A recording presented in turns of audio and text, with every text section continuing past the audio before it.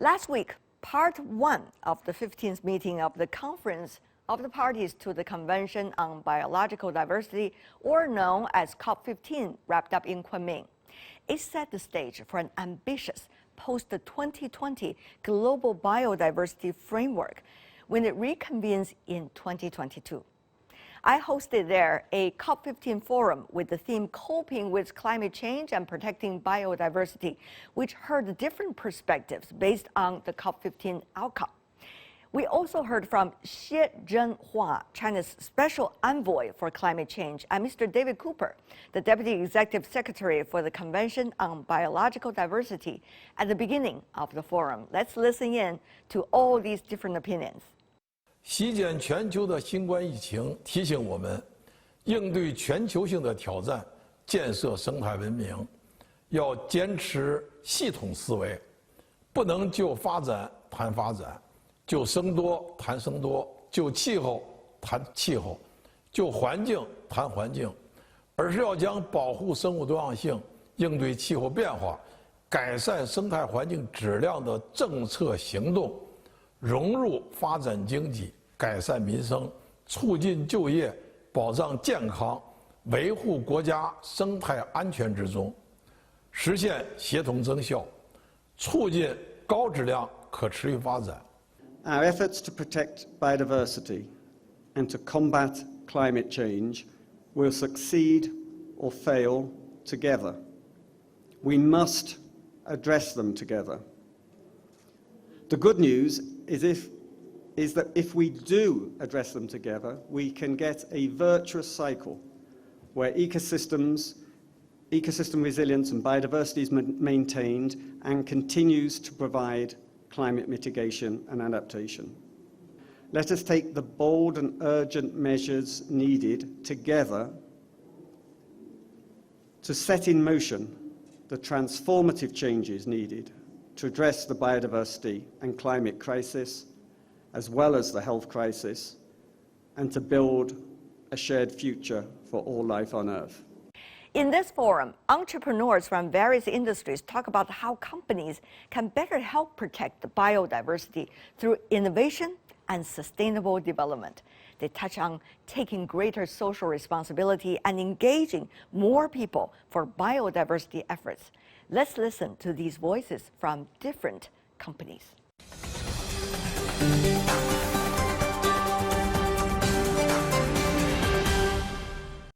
We talk about the three crises, biodiversity, climate change, and also health.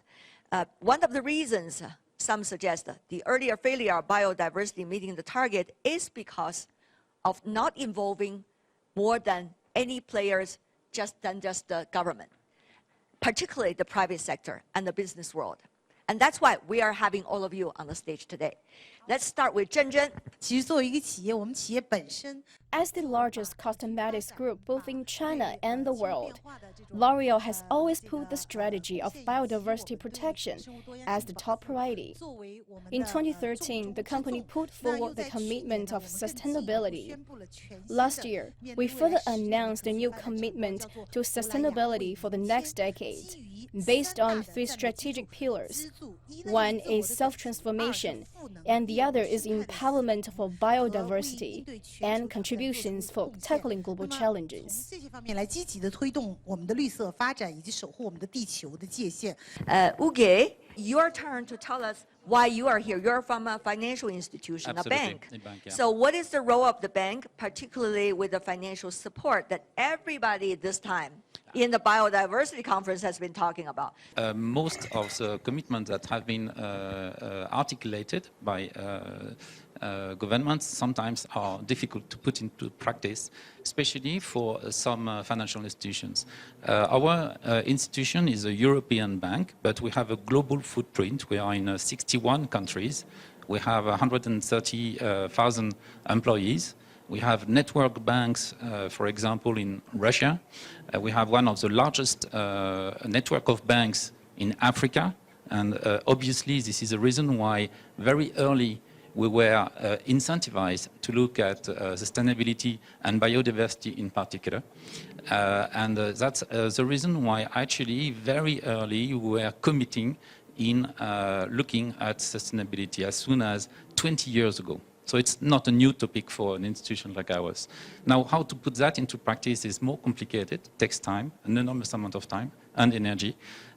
Nevertheless, we are making progress by receiving, it's very pleasant to receive some awards and some ranking that is putting us at the forefront of the financial industry precisely to try to progress on those matters. 其实生物多样性面临的挑战，它背后的原因，我们认为最主要还是气候变化带来的这种深度的影响。 In fact, the main reason behind the challenge of biodiversity is the deep impact of climate change. I think biodiversity, carbon neutrality, and climate change, it is basically the same concept. We've been doing R&D in area of photovoltaic to enhance the conversion efficiency of photovoltaic and cut the cost, so that people can use clean energy on the road of achieving of carbon neutrality and energy transformation with much lower costs. I think this is the responsibility enterprise. It is also our solution to tackle challenges of biodiversity loss. And in the process of practicing green energy manufacturing, we should also set an example. We should use clean energy to manufacture clean energy. Since 2015, most of our production bases have been placed in the base with a high proportion of green energy to realize production mode, called manufacturing clean energy with clean energy sources. Our next step is to pursue the mode of solar for solar. That is, we use photovoltaic energy to duplicate and manufacture photovoltaic. This is our next step. IKEA has always been committed to bringing about some positive changes with our influence.